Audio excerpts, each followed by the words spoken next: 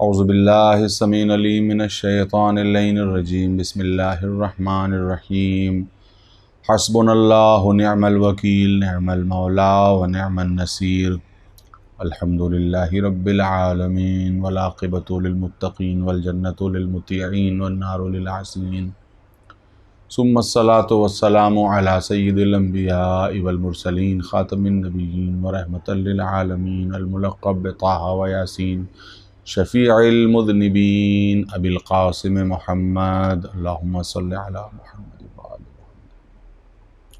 وآل بیتہ الطیبین الطاہرین المعصومین المظلومین المنتجبین الہداة المہدیین اما بعد فقد قال اللہ سبحانہ تعالی وتبارک فی کتابہ المبین وقولہ الحق بسم اللہ الرحمن الرحیم لیس البر ان تولوا وجوہکم قبل المشرق والمغرب ولکن البر من آمن باللہ والیوم الآخر والملائکۃ والکتاب والنبیین وآتى المال علی حبہ ذوی القربى والیتامى والمساکین وابن السبیل والسائلین وفی الرقاب وأقام الصلاة وآتى الزکاة والمؤفون بعہدہم اذا عاہدوا والصابرین فی البأساء والضراء وحین البأس اولئک الذین صدقوا واولئک هم المتقون۔ صلوات پڑھیں محمد حاضرین کرام،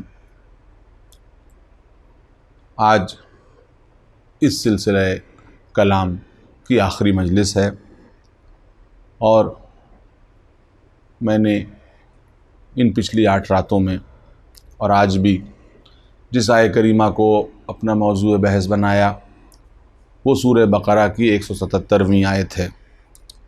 بظاہر تھوڑی طویل آیت ہے، اس لیے عام طور پہ ذاکرین اس کو موضوع گفتگو نہیں بناتے، اور اس کا طویل ہونا اس بات کی علامت ہے، یعنی علامت ہے، یہ علامتی آیت اس لیے طویل ہے تاکہ یہ بتا سکے کہ نجات بھی کسی شارٹ کٹ کا نام نہیں ہے، بلکہ نجات ایک مکمل پروگرام کا نام ہے۔ اسی لیے اس آیت میں 1-2 کلمے نہیں، بہت سی باتیں بیان کی گئی ہیں۔ ان کو میں نے ایک ایک کر کے آپ حضرات کے سامنے پچھلی 8 راتوں میں رکھا، اور آج انہی باتوں کو انشاءاللہ سمیٹنا ہے، ان کو سم اپ کرنا ہے اور نتیجہ گیری کرنی ہے۔ اس آیہ کریمہ کا پہلا جملہ ہی انتہائی جاذبیت کا حامل ہے کہ لیس البر ان تولوا وجوہکم قبل المشرق والمغرب۔ مفسرین نے کہا کہ جب قبلہ چینج ہوا تو اس وقت یہ آیہ کریمہ آئی جب لوگوں نے چمی گوئیاں کی کہ نیکی یہ نہیں ہے کہ تم پورب یا پچھم کی طرف منہ کر کے کچھ کرو، بلکہ نیکی کسی طرف منہ کرنے کا نام نہیں ہے، نیکی ایک پروگرام کو اپنانے کا نام ہے۔ شان نزول صرف آیت کو یاد دلاتی ہے، مگر شان نزول کے لیے دروازہ کھلا رہتا ہے، اس کی آفاقیت باقی رہتی ہے۔ اگر صرف شان نزول کی بات کی جائے، اگر صرف شان نزول پر اکتفا کیا جائے، تب تو قرآن کی کوئی آیت ہم سے مخاطب ہو ہی نہیں سکتی، اس لیے کہ ہر آیت اس دور کے لیے تھی، اس دور کے کسی واقعے کے لیے تھی۔ تو پھر ہم سے کیا تعلق ہے؟ آج کا نوجوان ہم سے یہ سوال کر سکتا ہے کہ یہ آیت تو فلاں صحابی کے لیے، یہ آیت فلاں صحابی کے لیے، یہ آیت فلاں نبی کے لیے، یہ آیت فلاں نبی کے لیے، تو جب سب کچھ اسی دور کے لیے ہے تو ہمارے لیے کیا ہے؟ ہمارے لیے کیا ہے؟ تو اب اس کا جواب یا تو دیا جائے کہ ہمارے لیے کیا ہے، تو اس کا جواب سب سے بہتر یہ ہے کہ شان نزول صرف واقعے کو یاد دلانے کے لیے ہے، مگر آیت کا دروازہ قیامت تک کے لیے کھلا ہوا ہے، اور آیت جو کچھ کہہ رہی ہے وہ قیامت تک کے لیے کہہ رہی ہے، اس کے اندر آفاقیت پائی جا رہی ہے، اسے شان نزول کے ذریعے مقید نہیں کیا جا سکتا، قید نہیں کیا جا سکتا۔ شان نزول اس آیت کو سمجھنے کا صرف ایک پہلو بن سکتی ہے، لیکن شان نزول کے ذریعے اس آیت کی پوری حقیقت سے واقفیت نہیں حاصل کی جا سکتی۔ جگہ جگہ. اسی لیے آپ دیکھیں کہ اگر کسی کی فضیلت میں بھی کوئی آیت نازل ہوئی ہے تو وہاں پر ایک شخص کا تذکرہ نہیں ہے اور لوگوں کا بھی تذکرہ ہے. مثلا اس سے بہتر آیت اور امیر المومنین کی شان میں کیا ہوگی کہ وَمِنَ النَّاسِ مَن يَشْرِي نَفْسَهُ ابْتِغَاءَ مَرْضَاتِ اللَّهِ. لوگوں میں سے کچھ وہ ہیں کہ جو اپنے نفس کو بیچ ڈالتے ہیں اللہ کی رضا حاصل کرنے کے لیے. تو ظاہر ہے کہ ایک شخص تھا, عام طور پہ مفسرین لکھتے ہیں ایک شخص تھا کہ جس نے رسول کے لیے اپنے آپ کو بستر پہ لیٹنا گوارا کیا تھا, لٹانا گوارا کیا تھا, گویا کہ قربان گاہ رسالت کے اوپر قربان ہو رہا تھا وہ. لیکن اس ایک آیت کے لیے جب قرآن نے لہجہ اختیار کیا وَمِنَ النَّاسِ مَن يَشْرِي, کچھ لوگ ایسے ہیں کہ جو اپنے آپ کو اپنے نفس کو بیچ ڈالتے ہیں اللہ کی رضا حاصل کرنے کے لیے. اس کے معنی یہ ہیں کہ مخاطب اول تو کوئی ہے مگر آئندہ کے لیے بھی دروازہ کھلا ہوا ہے. کچھ ایسے اور ہو سکتے ہیں کہ جو اپنے نفس کو بیچ ڈالیں اللہ کی رضا حاصل کرنے کے لیے. وَمِنَ النَّاسِ مَن يَشْرِي, لوگوں میں سے کچھ ایسے ہیں. اسی طریقے سے بہت سی چیزیں ہیں, بہت سی باتیں ہیں کہ جہاں پر قدرت نے اشارے دیے ہیں اور لوگوں کے لیے گنجائشیں چھوڑی ہیں کہ ایک انسان کے لیے, کسی فرد واحد کے لیے نہیں ہے. تو بس اس کے معنی یہ ہیں کہ یہ جو شان نزول ہے یہ شان نزول ہمیں یاد دلانے کے لیے ہے, مگر یہ قرآن کی آیت آفاقیت کی حامل ہے. یہ بتا رہی ہے کہ ہم جو ہے وہ سمت کے جھگڑے سے بچ جائیں. تو سمت کے جھگڑے کا مطلب صرف سمت کے جھگڑے سے بچ جائیں نہیں, سمت کے جھگڑے سے بچ جائیں کا مطلب ہے ہر طرح کے ذریعے کے جھگڑے سے بچ کر کے مقصد کی طرف نگاہ ڈالیں. اور اگر مقصد کی طرف ہم نگاہ ڈالیں گے تو ہم ذریعے کے جھگڑے سے اپنے آپ بچ جائیں گے. آپ دیکھیے مسلمانوں میں آج جتنے بھی جھگڑے پیدا ہوئے ہیں, جتنی بھی چیزیں پیدا ہوئی ہیں, وہ کسی مقصد کا جھگڑا نہیں ہے بلکہ وسیلے کا جھگڑا ہے, ذریعے کا جھگڑا ہے. ذریعے کے جھگڑے نے وہاں تک پہنچا دیا. آپ یہ دیکھیے کہ نماز پڑھنے کے طریقے کے جھگڑے نے نماز کی طرف سے بے خبر کر دیا. ارے آپ یہ بتائیے کہ آپ نے ہاتھ کھولا یا ہاتھ باندھا, یہ ایک فقہی مسئلہ ہو سکتا ہے, لیکن فقہی مسئلہ ایک طرف, قرآن کی آیت ایک طرف کہ ان الصلاۃ تنہی عن الفحشاء والمنکر, نماز برائی اور بے حیائی سے روکتی ہے. یاد رکھیے کہ ہاتھ باندھنا اور ہاتھ کھولنا یہ ثانوی مسئلہ ہے, لیکن ہاتھ باندھنے کے بعد اور ہاتھ کھولنے کے باوجود بھی آپ نے نماز پڑھی اور آپ کے اندر سے برائیاں نہ مٹی تو سمجھ لیجئے کہ آپ کا یہ نماز پڑھنا بیکار ہو جائے گا. صلوات پڑھیں محمد اور آل محمد.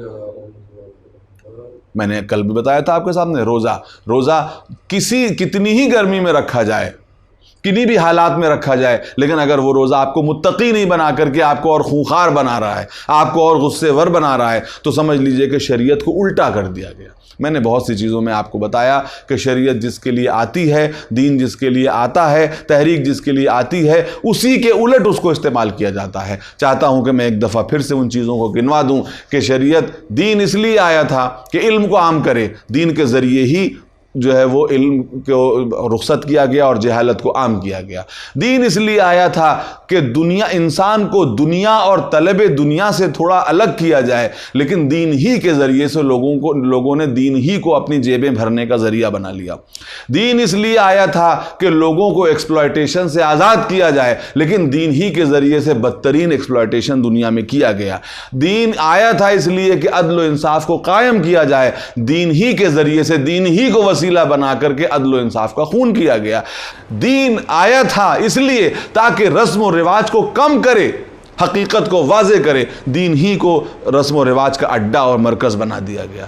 تو یہی تو وجہ ہے کہ امیر المومنین نے کیا فرمایا تھا کہ ایک وہ دن آنے والا ہے کہ جب شریعت کو الٹی پوستین بنا کے پہن لیا جائے گا. الٹی پوستین کا نتیجہ کیا ہے؟ جب کسی چیز کو آپ الٹا کر کے پہن لیتے ہیں, ابھی آپ اپنی شیروانی جو میں نے پہن رکھی ہے, اگر میں اسے الٹا کر کے پہن لوں تو یہ بتائیے کہ لوگوں کے اوپر کیا اثر پڑے گا. زیادہ سے زیادہ ابھی کوئی اگر ہمارا مذاق نہیں اڑائے گا تو دل میں ہنسے گا, اس لیے کہ یہ کیسا نادان ہے کہ اس نے جو چیز الٹی سیدھی پہننی چاہیے وہ الٹی پہن لی تھی. کوئی انسان اپنا کرتا الٹا پہن لے, کوئی اپنی شرٹ الٹی پہن لے, تو اس کے بعد دنیا اس کے اوپر ہنسنے لگے گی. دین کو اس طرح سے الٹا کر کے پہن لیا گیا کہ اب دیندار کے اوپر دنیا ہنسنے لگی. یہ دنیا کیوں ہنس رہی ہے؟ اس لیے کہ دین جن کے لیے آیا تھا, جو مقاصد شریعت تھے وہ قربان کر دیے گئے, اور جو دین کے چھلکے تھے ان کے اوپر اکتفا کر لیا گیا. تو حضور یہ دیکھیے, آپ یہ دیکھیے کہ کسی چیز کا مقصد کیا ہے اور اس کا وسیلہ کیا ہے. مقصد کیا ہے اور اس کا جو ہے وہ ذریعہ کیا ہے. ذریعے کی طرف توجہ ہو لیکن مقصد سے توجہ ہٹنے نہ پائے.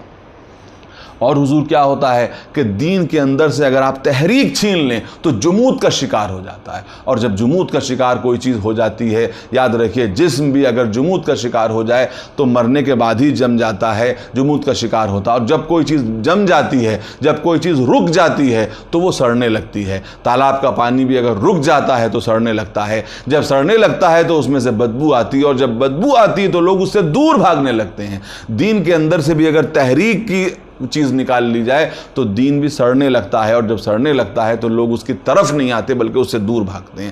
تحریک کی طرف کیوں آتے ہیں؟ اس لیے کہ پیغمبر کا جو نعرہ تھا وہ اتنا زبردست تھا کہ ہم سب کی برابری کے قائل ہیں، سب آ جاؤ، اس لیے کہ آقا و غلام ہمارے سامنے برابر ہیں، قریشی و غیر قریشی ہمارے سامنے برابر ہیں، عرب و غیر عرب ہمارے سامنے برابر ہیں۔ بس یہ جو نعرہ سنا تو لوگ رسول کی طرف آئے، لیکن رسول کے بعد جب یہی تحریک جو ہے وہ ادارے میں تبدیل ہو گئی تو پھر سے وہی چیزیں آ گئیں، اب پھر سے آقا و غلام کی تفریق پیدا ہو گئی، پھر سے حاکم و غیر حاکم کی تفریق پیدا ہو گئی، پھر سے قریشی و غیر قریشی کی تفریق پیدا ہو گئی، اور جیسے ہی یہ ہوا تو وہ لوگ جو اسلام کی طرف آ رہے تھے ان کا راستہ بند ہو گیا اور لوگ اسلام سے برگشتہ ہونے لگے۔ تو آپ نے دیکھا کہ تحریک جب تک تحریک رہتی ہے اور اس کے اندر آگے بڑھنے کی صلاحیت موجود رہتی ہے، لوگ اس کی طرف آتے ہیں، اور جب اس کے اندر جمود پایا جاتا ہے تو لوگ اس سے بھاگنے لگتے ہیں۔ ایک مرتبہ صلوات پڑھیں محمد اور آل محمد پر۔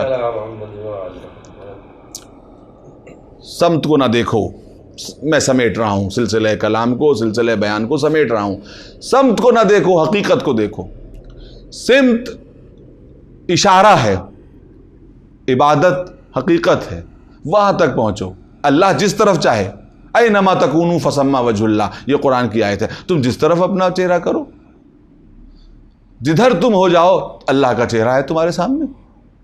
اور اللہ کا چہرہ کا کیا مطلب ہے؟ اللہ کی نشانیاں اس تمہارے سامنے ہیں۔ اللہ کا یوں کوئی چہرہ نہیں ہے، لیکن اللہ کی نشانیاں اس کا چہرہ ہے، اس کا جلوہ ہے۔ تم جدھر چلے جاؤ تو تم مقصد کی طرف نظر رکھو۔ اور نیکی کیا ہے؟ وَلَٰكِنَّ الْبِرَّ مَنْ آمَنَ بِاللَّهِ وَالْيَوْمِ الْآخِرِ، کہ تم اللہ پر ایمان لاؤ، لا الہ الا اللہ کہو، لیکن لا الہ الا اللہ زبان سے کہنے سے کام نہیں چلے گا۔ اگر تم صرف زبان سے کہو گے تو ووٹر لسٹ میں تمہارا نام مسلمانوں کے خانے میں لکھا جائے گا، لیکن حقیقت میں اگر تم لا الہ الا اللہ کی حقیقت کو اپنے وجود کا حصہ بناؤ گے تب اللہ کے رجسٹر میں تمہارا نام مسلمانوں میں لکھا جائے گا۔ قرآن نے کئی جگہوں پہ یہ کہا ہے، یا ایھا الذین آمنوا آمنوا، اے وہ لوگوں جو ایمان لائے ہو ایمان لاؤ، اے وہ لوگوں ایمان لائے ہو ایمان لاؤ۔ اس کے کیا معنی ہیں؟ اس کے یہی معنی ہیں کہ جو تم خود بخیال خود، بزبان خود، بقلم خود تم مومن ہونے کا دعویٰ کرتے ہو تو ایمان کے حقیقی تقاضوں کو تو پورا کرو۔ جب تک تم حقیقی تقاضوں کو پورا نہیں کرو گے تب تک تم مومن کہے جانے کے قابل نہیں ہو۔ لا الہ الا اللہ کہو، اس لیے کہ جب لا الہ الا اللہ کہہ دیا تو اس کے بعد پھر کسی کا، اور اس لا الہ الا اللہ کی ابتدا کیا ہے؟ لا، پہلے انکار کرو تب اقرار کرو۔ کس سے انکار؟ پتھر کے بتوں سے، لوہے کے بتوں سے، تانبے کے بتوں سے نہیں، ہر طرح کے بتوں سے۔ وہ بت کبھی پرسنالٹیز کی شکل میں ہوتے ہیں، کبھی جو ہے وہ میٹل کی شکل میں ہوتے ہیں، کبھی پتھر کے ہوتے ہیں، اور کبھی سافٹ بت بھی ہوتے ہیں، یعنی خیالات کے ذریعے آئیڈیاز کے بھی بت ہوتے ہیں۔ تو ہر اس بت کو توڑ دو جو تمہیں اس حقیقت تک پہنچنے سے روک دے، تب کہو لا الہ الا اللہ۔ لا، کلمہ توحید اسی لیے لا سے شروع ہوا ہے، اللہ سے شروع نہیں ہوا ہے۔ لا سے یہ کہ پہلے انکار کرو تب اقرار کرو، پہلے اپنے دل کو ان باطل خداؤں سے پاک کرو تب نور خدا تمہارے اندر آئے گا۔ بت ہے کیا؟ بت ایک کوئی بھی آئیڈیا، کوئی شکل، کوئی تصویر، کوئی شے جو تمہارے دل میں خدا کی پوزیشن کو چیلنج کر دے وہ بت بن جاتا ہے۔ کوئی خیال بھی بت بن سکتا ہے، کوئی کھیل بھی بت بن سکتا ہے، کوئی لوح و لعب بھی بت بن سکتا ہے۔ کیوں؟ اس لیے کہ اگر آپ دیکھ لیجئے مثال کے طور پہ ایک کھیل چل رہا ہے، کلائمیکس پہ پہنچ گیا، ادھر نماز کا وقت آ گیا، آخری وقت آ گیا، آپ دیکھتے رہے یہاں تک کہ وقت نکل گیا، آپ دیکھتے رہے اس لیے کہ آخری وقت ہے، تو آپ یاد رکھیے کہ وہ کھیل آپ کے لیے، چونکہ آپ نے اس کو عبادت کے اوپر ترجیح دی ہے، اس لیے وہ کھیل آپ کے لیے بت بن گیا۔ لا الہ الا اللہ، کوئی خدا نہیں۔ ہم کس کا انکار کرتے ہیں؟ خدا کی قسم ہم صرف ان کا انکار نہیں کرتے جو بت قدوں میں بیٹھے ہوں، ان کا انکار نہیں کرتے، ہم ہر طرح کے بت کا انکار کرتے ہیں، اور انسانوں کو انسانوں کی غلامی سے نکال کے اللہ کی غلامی میں دینے کے لیے اور اللہ کی بندگی میں دینے کی بات کرتے ہیں۔ خدائی کیسے ہوتی ہے؟ آپ سمجھتے ہیں کہ صرف فرعون نے خدائی کی تھی؟ صرف قارون نے خدائی کی تھی؟ صرف نمرود نے خدائی کی تھی؟ صرف حامان نے خدائی کی تھی؟ نہیں، سب نے خدائی کی ہے، الگ الگ پردوں میں۔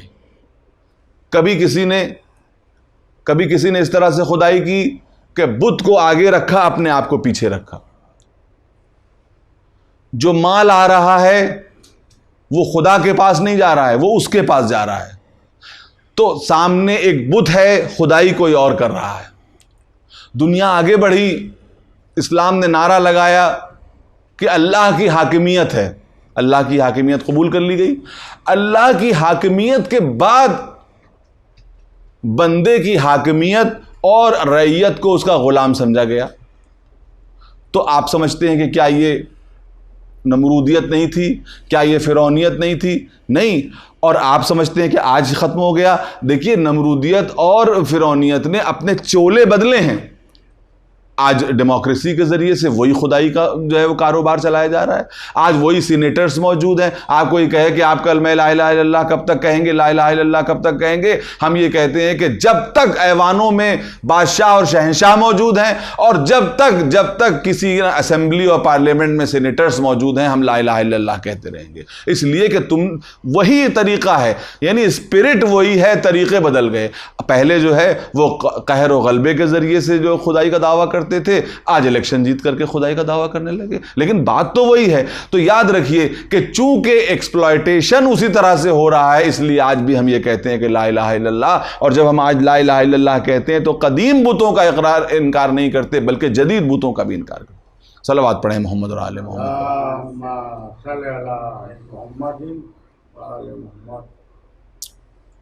یہ جو لا ہے،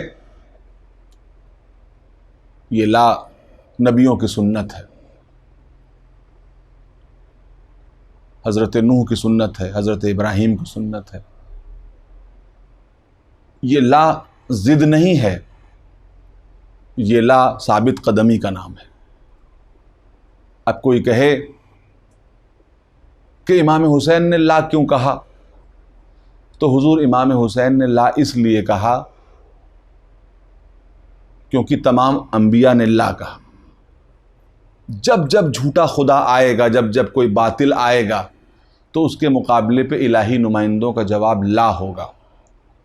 حضرت ابراہیم کے سامنے جب نمرود آیا، ہماری خدائی کو قبول کرو، حضرت ابراہیم نے کہا لا۔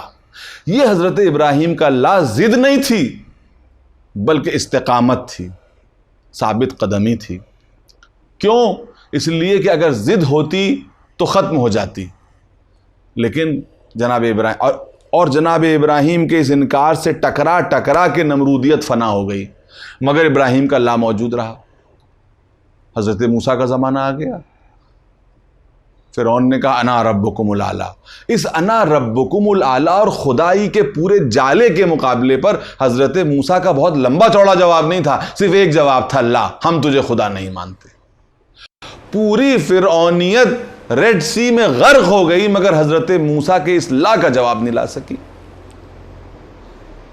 حضرت محمد مصطفیٰ کا زمانہ آ گیا، حضرت عیسیٰ کا زمانہ آ گیا۔ رومن امپائر کے سامنے حضرت عیسیٰ کا انتہائی ہمبل جواب تھا، لا، ہم تمہیں خدا نہیں مانتے، ہمارے پاس کچھ نہیں ہے، نہ طاقت ہے، نہ دولت ہے، نہ قوت ہے، کچھ نہیں ہے، مگر ہم تمہیں خدا نہیں مانتے۔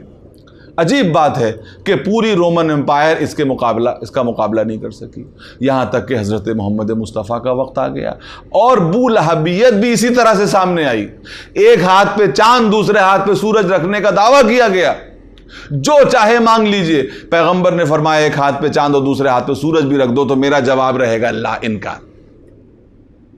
تو جب آپ نے 1,24,000 نبیوں کا انکار دیکھ لیا تو آپ کو حسین کے انکار پر تعجب کاہے کا ہے؟ جس وجہ سے ان کا انکار تھا اسی وجہ سے حسین کا بھی انکار۔ اب کوئی یہ نہ کہے، آپ دیکھیے امام حسین کو ہر دور میں نوک قلم سے بھی شہید کیا گیا ہے۔ امام حسین کو ایک دفعہ نوک خنجر سے شہید کیا گیا تھا، نوک قلم سے شہید کیا جاتا ہے، اور نعوذ باللہ اس استقامت کو ضد کا نام دیا جاتا ہے، اس استقامت کو ضد کا نام دیا جاتا ہے، نعوذ باللہ من ذالک۔ صاحب ضدی تھے، کیا کریں، بہت کہا نہیں مانے، اس نے کہا، اس نے کہا، اس نے سمجھایا، اس نے سمجھایا۔ ہم کو بھی معلوم ہے، تاریخ طبری میں موجود ہیں لوگوں کے جملے کہ کیا آ کے سمجھایا۔ جس نے بھی آ کے سمجھایا، دیکھیے کہ جس نے آ کے سمجھایا کوئی بہت بڑی رائے نہیں دی، یہی رائے دی کہ اپنی جان بچا لیجئے، اپنے اہل و عیال کی جان بچا لیجئے، مدینے میں رہیے، یہی تو رائے دی تھی۔ بہت سے اصحاب تھے، سب کا نام لینا مقصود نہیں ہے، یہی تو رائے دی تھی۔ تو میں نے آپ کے سامنے پہلے ہی کہہ دیا کہ جس کی سوچ خود اور اپنے بیوی بچوں سے آگے نہ بڑھ سکے، وہ زیادہ سے زیادہ حیوان تو ہو سکتا ہے، انسانی سوچ تو نہیں کہی جا سکتی۔ اب آپ یہ بتائیے کہ ان دونوں کی سوچ میں کتنا فرق تھا، جو ایک یہ کہہ رہا ہے کہ جان بچا لیجئے، دوسرا یہ چاہ رہا ہے کہ ہم دین کو بچا لیں، ہم دین کو بچا لیں چاہے جان چلی جائے۔ اللہ اکبر۔ اور آپ دیکھیے کہ اس بات کو کہا جاتا ہے کہ ضد تھی۔ خدا کی قسم، اگر پہلے ہم تمام نبیوں کے انکار کو ضد قرار دیں، تب ہم امام حسین کے انکار کو ضد قرار دے سکتے ہیں۔ ضد اور استقامت میں فرق کیا ہے؟ ضد بچکانہ ہوتی ہے، استقامت سوچ سمجھ کے ہوتی ہے۔ ضد کے پیچھے کوئی پلان نہیں ہوتا، استقامت کسی پلان کے تحت کام کرتی ہے۔ ضد بے مقصد ہوتی ہے،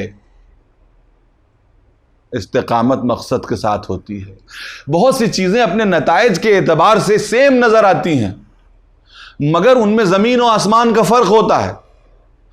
دیکھیے، شہادت اور خودکشی ایک طرح کی نظر آتی ہے، اس لیے کہ نتیجہ دونوں کا ایک ہے، موت، لیکن ایک موت حرام، ایک موت عظمتوں کی حامل۔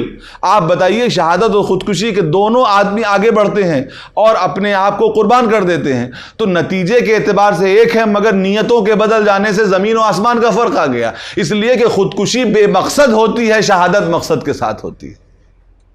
تو ضد بھی بے مقصد ہوتی ہے، استقامت مقصد کے ساتھ ہوتی ہے۔ ضد وقت کے گزرنے کے ساتھ تبدیل بھی ہو جاتی ہے، استقامت وقت کے گزرنے کے ساتھ اور بلند ہو جاتی ہے۔ اور آخری جملہ کہوں گا کہ جب ضد کے سامنے موت آتی ہے، ضد کے سامنے جب موت آتی ہے تو ضد ہوا ہو جاتی ہے۔ فرعون کہتا تھا انا ربکم الاعلی، لیکن جب ڈوبنے لگا، متوجہ رہیے، جب ڈوبنے لگا تو کہتا ہے کہ میں موسیٰ اور ہارون کے رب پر ایمان لاتا ہوں۔ لیکن استقامت کے سامنے جب موت آتی ہے تو استقامت کی چمک میں اور اضافہ ہو جاتا ہے۔ اگر مسجد کوفہ میں ضربت کھاتی ہے تو کہتی ہے فزت برب الکعبہ، اور اگر زیر خنجر آتی ہے تو جا کر کے نوک نیزہ پر قرآن کی تلاوت کر کے بتا دیتی ہے کہ ہماری استقامت کل بھی قائم تھی، آج بھی قائم رہے گی۔ صلوات پڑھیں محمد اور آل محمد۔ تو میرے دوستو، قرآن آواز دے رہا ہے بار بار، سب سے بڑی نیکی یہ ہے کہ اپنے رب کو پہچانو، اس کی معرفت حاصل کرو۔ اس کی معرفت حاصل کرنے کا عملی نتیجہ کیا ہوگا، وہ نتیجہ کر کے دکھاؤ۔ جان لینا یا مان لینا اہم نہیں ہے، مان لینے کے بعد اس کے اعتبار سے کر کے دکھا دینا۔ اگر تم توحید کو مانتے ہو تو اس کا لازمی نتیجہ یہ ہے کہ اللہ کی مخلوق کو بھی ایک سمجھو، اور اگر تم نے اس کو ایک نہیں سمجھا تو سمجھ لو کہ تمہاری توحید کے سمجھنے میں کھوٹ پایا جاتا ہے۔ اس کی مخلوق کو ایک سمجھو، سب کو ایک سمجھو، تب تم یہ مانا جائے گا کہ تم نے کلمہ توحید کو اپنے اندر سمیٹا۔ والیوم الآخر، روز آخرت پر ایمان لاؤ۔ روز آخرت پر، یعنی توحید پہ ایمان لانے کا لازمی نتیجہ یہ ہے کہ ہم روز آخرت پر ایمان لائیں۔ تو کیا اللہ پر ایمان لانے اور روز آخرت پر ایمان لانے سے جو ہے تمہاری نجات ہو جائے گی؟ نہیں، اس کے بعد اس کی کتابوں پر، اس کے نبیوں پہ ایمان لانے کے بعد وَآتَ الْمَالَ عَلَىٰ حُبِّهِ، اس کے بعد سب سے پہلا مرحلہ یہی ہے کہ تم خرچ کرنے پر تیار ہو جاؤ۔ جو کچھ اللہ نے تمہیں دیا ہے اس میں سے تم خرچ کرنے پر تیار ہو جاؤ۔ اگر تم خرچ کرنے پر تیار نہیں ہو تو تمہاری نیکیاں جو ہیں وہ قابل قبول نہیں ہیں۔ کیسے خرچ کرو؟ اب انسان تو بہت چالاک ہے نا، انسان تو بہت سمجھدار ہے۔ جب اللہ پہ خرچ کرنے کی بات آتی ہے تو وہ یہ سمجھتا ہے کہ بھئی اس کا تو صلہ ہمیں آخرت میں ملے گا، تو ذرا کچھ معاملہ ایسے ہی چلتا پھرتا سا کر دیا جائے۔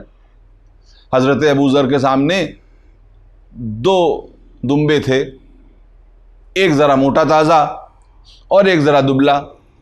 کہا کہ بھئی ایک کو راہ خدا میں قربان کروں گا۔ لوگوں نے کہا کہ بھئی یہ دبلے والے کو قربان کر دیجئے، یہ موٹا والا آپ کے کام آئے گا۔ کہا یہی عقل کا حکم ہے؟ کہا ہاں یہی عقل کا حکم ہے، عقل تو یہی کہتی ہے کہ دبلے والے کو قربان کرتے۔ تو حضرت ابو ذر نے کہا نہیں، میں اس موٹے والے کو قربان کروں گا۔ کہا کیوں؟ کہا کہ بھئی یہ عقل کا معیار ہے، تمہاری عقل یہ کہتی ہے کہ یہ 10-20 سال کی جو زندگی بچی ہوئی اس میں یہ ہمارے کام آئے گا، اور میری عقل یہ کہتی ہے کہ میں چونکہ اس بہتر مال کو اللہ کی راہ میں قربان کروں تاکہ جو ہزاروں برس کی زندگی ہے اس میں یہ میرے کام آ جائے۔ تو تم اب یہ فیصلہ کرو کہ یہ زیادہ بہتر ہے یا وہ زیادہ بہتر ہے۔ یہ تو سمجھ کا پھیر ہے کہ کس مال کو ہم اللہ کی راہ میں قربان کریں، اور اللہ کی راہ میں قربان کرو تاکہ تم بلند مرتبوں کے اوپر فائز ہو جاؤ۔ اور دیکھو یہ جو مال تم قربان کر رہے ہو، یہ مال لوٹا ہوا مال نہیں ہونا چاہیے، یہ مال غصبی مال نہیں ہونا چاہیے، کیونکہ غصبی مال قبول کرنے کے لیے اسلام تیار نہیں ہے۔ اسلام وہ مال قبول کرنے کو تیار ہے کہ جو تم نے، یہ جو ہے اسلام اس لیے نہیں کہتا کہ تم کہیں سے دنیا سے لوٹ کے لے آؤ، ہمارا شیئر ہم کو دے دو، ہم تم سے راضی ہو جائیں گے۔ نہیں، جو مال ہے یہ ہمارے اوپر ہے کہ ہم اسے شرف قبولیت عطا کر رہے ہیں، تمہارے مال کی کوئی اہمیت نہیں ہے، ہم اسے شرف قبولیت عطا کر رہے ہیں۔ تو جب ہم شرف قبولیت عطا کر رہے ہیں تو وہ مال ہماری شرطوں کے مطابق کمایا ہوا ہونا چاہیے۔ اب یہ بتائیے کہ وہ مال کتنا بلند ہوگا کہ جس مال کو خدا اپنا مال کہہ دے۔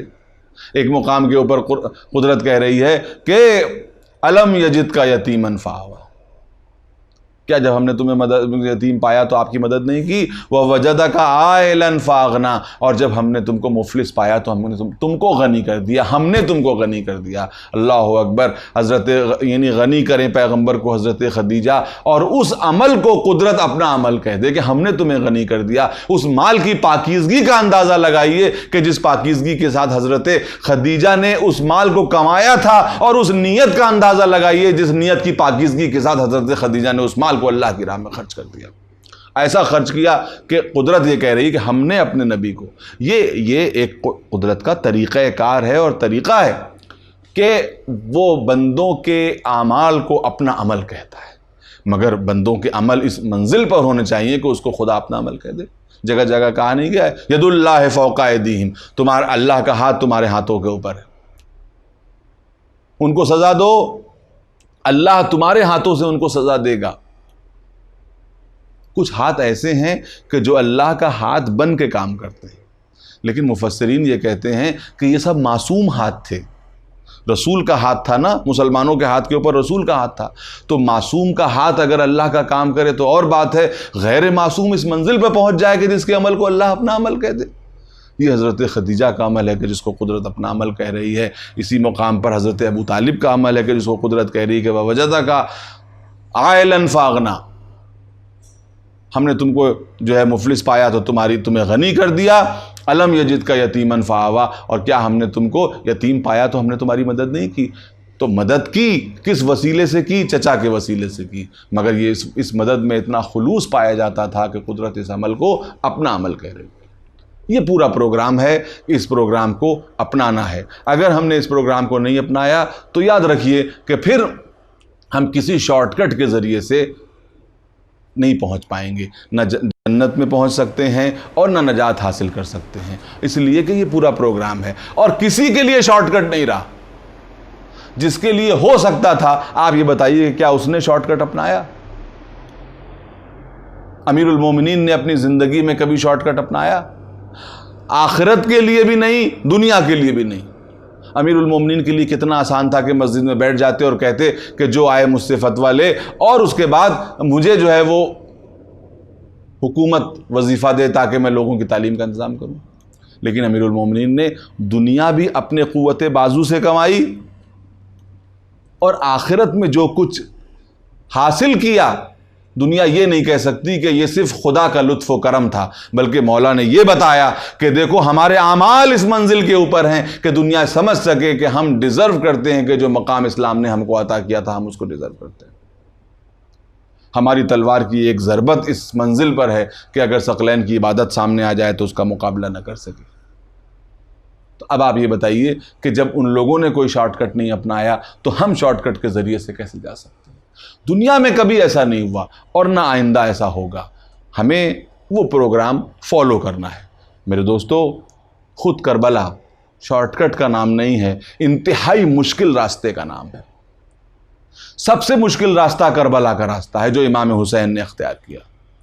جو اللہ کا جتنا منتخب بندہ تھا اس کو اتنا ہی زیادہ مشکل حالات کا سامنا کرنا پڑا. کیوں؟ آیت کہہ رہی ہے کہ والصابرین فی السراء والضراء، مشکل وقت میں صبر کرنے والے، جنگ کے حالات میں صبر کرنے والے، مصیبت میں صبر کرنے والے، بھوک میں صبر کرنے والے. خدا کی قسم اگر پوری فوج ہمیں صابرین کی چاہیے تو ہمیں کربلا کے میدان میں ملی. یہاں بھوک بھی ہے، پیاس بھی ہے، زخم بھی ہیں، جنگ بھی ہے، اور اس میں صبر کرنے والے بھی ہیں. اور قدرت ان کے لیے کیا کہہ رہی ہے کہ اولئک هم المتقون، یہی تقوی اختیار کرنے والے، یہی متقی ہے. صابر کون ہے؟ جو قدرت کی رو سے ایک ایسی قوت کا مالک ہے کہ اس کے سامنے 10 بھی آ جائیں تو وہ ان کا سامنا کر لے. یہ صبر ایک ایسی قوت کا نام ہے. صابرین ہیں فی السراء والضراء، بھوک میں بھی پیاس میں بھی. چھوٹی موٹی بھوک نہیں ہے، چھوٹی موٹی پیاس نہیں ہے. ایسی بھوک ہے کہ جو 3 دن کی بھوک، ایسی پیاس ہے جو 3 دن کی پیاس. بڑوں کے لیے بھی پیاس ہے، بچوں کے لیے بھی پیاس ہے، بزرگوں کے لیے بھی پیاس ہے، عورتوں کے لیے بھی پیاس ہے. لیکن آپ یہ دیکھیے کربلا کی شرافت تو دیکھیے کہ بچوں نے پانی کا شکوہ تو کیا ہے، کبھی غذا کا شکوہ نہیں کیا. عجیب بات ہے، بچے بھوکے بھی تو تھے لیکن بس یہی سمجھ میں آتا ہے کہ پانی کا مانگنا شرافت کے اصولوں کے خلاف نہیں ہے، لیکن کھانا مانگنے میں انسان کو ننگ و عار محسوس ہوتا ہے. یہی وجہ ہے کہ کسی بچے نے یہ نہیں کہا کہ بابا بھوک لگی ہے غذا چاہیے، لیکن ہر بچے نے کہا العطش العطش العطش. یہ العطش العطش کی صدا صاحبان ضمیر کے پشت پر تازیانہ تھی. یہی وجہ ہے کہ جس کے پاس ضمیر تھا وہ حسین کے پاس آ گیا. مظلومیت اس کو کھینچ لیتی ہے جس کے اندر انسانیت پائی جاتی ہے. حر کیوں بے قرار تھا؟ حر کیوں بے چین تھا؟ حر کو تو خوش ہونا چاہیے کہ کل جنگ کا فیصلہ ہو جائے گا، اور جب جنگ کا فیصلہ ہو جائے گا تو حاکم مجھ سے خوش ہو جائے گا. لیکن روایت کہتی ہے کہ جناب حر بے چین تھے، بے قرار تھے. بیٹے نے کہا کہ بابا آپ نے تو بڑی بڑی جنگیں لڑی ہیں، آج کیوں بے قرار ہیں؟ بس یہ سنتے ہی جناب حر نے کیا جواب دیا؟ جناب حر نے یہ کہا کہ بیٹا یہ وہ جنگیں نہیں ہیں کہ جو پہلے کی جنگیں ہوا کرتی تھیں. تو کہا کہ بابا اس جنگ میں اور دوسری جنگوں میں کیا فرق ہے؟ تو کہا کہ فرق جاننا چاہتے ہو؟ ذرا میرے ساتھ آؤ. پشت خیمہ پر لے گئے، اور پشت خیمہ پہ لے جانے کے بعد کہا کہ بیٹا ذرا کان لگا کے سنو، کچھ سنائی دے رہا ہے؟ تو جب بیٹے نے کان لگا کے سنا تو کہا کہ ہاں بابا ایسا لگ رہا ہے کچھ چھوٹے چھوٹے بچے آواز لگا رہے ہیں العطش العطش. تو کہا کہ بیٹا بس یہی وجہ ہے کہ یہ جنگ اور دوسری جنگوں میں بہت فرق ہے. یہ جنگ دوسری جنگوں کی طرح نہیں ہے، یہ چھوٹے چھوٹے بچے ہیں کہ جو پیاس کی صدا لگا رہے ہیں. اور بیٹا میں اس لیے بے چین ہوں کہ میں وہی گنہگار ہوں جو ان بچوں کو اس جنگل میں گھیر کے لایا ہے. تو میں اپنے آپ کو آج جنت و دوزخ کے بیچ کھڑا پا رہا ہوں. اللہ خدا کی قسم دنیا پوچھتی ہے کربلا کیا دیتی ہے؟ ہم کہتے ہیں کہ کربلا حر دیتی ہے. کربلا حر پیدا کرتی ہے. مقصد کربلا میں سے یہ بھی ہے کہ کربلا حر پیدا کر دے. حر کسے کہتے ہیں؟ کہ جو گناہوں کے سمندر میں ڈوبا ہوا ہو اس کو امید کا ایک کنارہ نظر آ جائے. یہی تو کربلا ہے. جو حر جیسے گناہوں میں ڈوبے ہوئے انسان کو، خطاؤں میں ڈوبے ہوئے انسان کو نجات کا ساحل عطا کر دے، وہ کربلا. تو یہ بتائیے کہ اگر حسین میں جاذبیت ہے کہ وہ حر بنا سکتے ہیں تو کیا ذکر حسین میں جاذبیت نہیں ہے کہ وہ حر پیدا کر دے؟ قیامت تک کربلا حر پیدا کر سکتی ہے اگر ہم ذکر حسین کو اسی شان و شوکت کے ساتھ برپا کریں جو کربلا کا تقاضا ہے، تو حر پیدا ہو جائے. ہم سب گنہگار ہیں، ہم سب گناہوں میں ڈوبے ہوئے ہیں، لیکن کربلا ہمیں امید دلاتی ہے کہ جس طرح سے کل حسین نے حر کی خطاؤں کو معاف کیا تھا، آج ذکر کربلا اور ذکر حسین ہماری خطاؤں کو معاف کر سکتا ہے، اور ہمیں امید پیدا کراتا ہے۔ اس لیے کہ جب انسان گناہوں میں ڈوب جاتا ہے تو امید بھی ختم ہو جاتی ہے، اب تو میں تو کچھ کر نہیں سکتا اس لیے کہ میں ڈوبا ہوا ہوں گناہوں میں۔ لیکن کربلا یہ کہتی ہے کہ تمہارے گناہ کتنے ہی صحیح، لیکن ابھی نجات دہندہ کی ایک امید باقی ہے۔ حسین اس نجات دہندہ کا نام ہے کہ جو ایک رات میں دوزخ سے جنت کا سفر طے کرواتا ہے۔ مگر تمہارے پاس ضمیر ہونا چاہیے، تمہارے پاس انسانیت ہونی چاہیے۔ سفر طے ہو گیا، صبح ہوئی، فیصلہ کر لیا جہنم میں جانا ہے یا جنت میں جانا ہے، مگر فیصلہ تو کر لیا، لیکن ابھی لشکر یزید سے جدائی کیسے ہو؟ تو گھوڑے کو بڑھایا، کسی نے پوچھا تاکہ ایسا تاثر پیدا ہو کہ حر اپنے گھوڑے کو پانی پلانے لے جا رہا ہے فرات کی طرف، بیٹا بھی ساتھ میں۔ جیسے ہی فوج سے دور ہوئے، گھوڑا بڑھا کے اپنے آپ کو خیام حسینی کے قریب کر لیا۔ مگر عجیب عالم ہے، خدا کی قسم۔ کہتے ہیں کہ بیٹا تم ایسا کرو کہ میرے ہاتھوں کو باندھ دو۔ کیوں؟ اس لیے کہ میں بڑا مجرم ہوں، تو میں چاہتا ہوں کہ حسین کے سامنے مجرم بن کے جاؤں۔ پھر کہا کہ میرے چہرے کو بھی چھپا دو، اس لیے کہ میں کون سا چہرہ حسین کے سامنے پیش کروں گا، اس لیے کہ میں ہی تو حسین کے بچوں کو لے کر یہاں پہ آیا، میرا چہرہ بھی چھپا دو۔ چھپا دیا چہرہ، ہاتھوں کو باندھ دیا۔ بچے نے کہا تھوڑی دیر کے بعد کہ بابا عجیب منظر دیکھ رہا ہوں۔ کہا دیکھا؟ کہا کہ اصحاب حسین آپ کو مرحبا کہتے ہوئے آگے بڑھ رہے ہیں۔ بس یہ سننا تھا کہ بے قرار ہو گئے، گھوڑے سے کود پڑے، قدموں میں چلنے لگے۔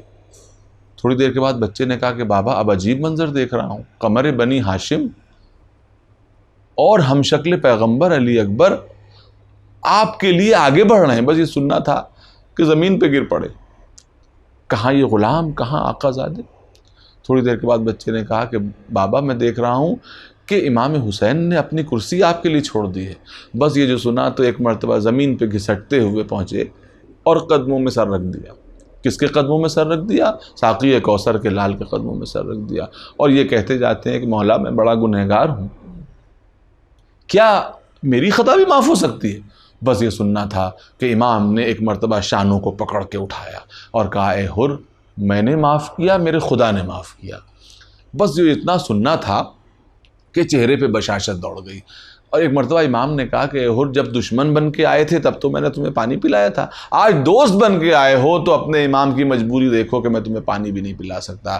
کہا کہ مولا پانی مجھے نہیں پینا ہے، مگر میں چاہتا ہوں کہ میں اپنی جان آپ کے قدموں پہ نثار کروں، تبھی تو میرے گناہوں کا جو ہے وہ کفارہ ہوگا۔ بس ایک مرتبہ بیٹے نے کہا کہ نہیں بابا میں آپ کے سامنے پہلے میں اپنے آپ کو اپنی جان کو نثار کروں گا۔ بس آخری دو جملے کہ بیٹا گیا، داد شجاعت دی، شجاع باپ کا شجاع بیٹا تھا، یہاں تک کہ میدان جنگ سے آواز دی بابا میری خبر لیجئے۔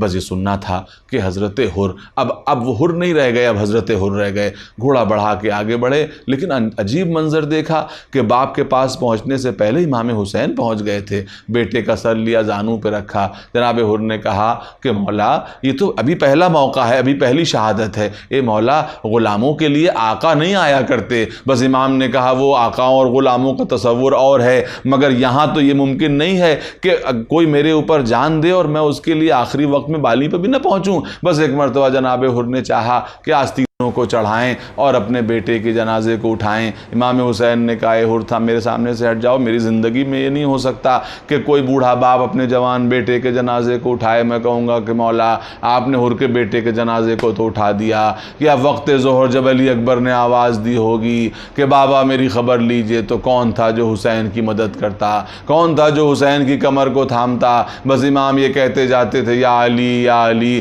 اے بیٹا تیرے بعد زندگانی ہے دنیا پہ خاک ہے۔ اور ایک مرتبہ جب علی اکبر کے جنازے کو اٹھایا تو اٹھا کے رکھ دیا، اے پالنے والے اب مجھ میں اتنی طاقت نہیں ہے کہ میں اپنے جوان بیٹے کے جنازے کو اٹھاؤں۔ روایت کہتی ہے بچوں کے سہارے سے جنازے کو اٹھایا، پیچھے پیچھے ماتم کرتے ہوئے چلے، اے بیٹا تیرے بعد مجھے دنیا میں کچھ دکھائی نہیں دیتا۔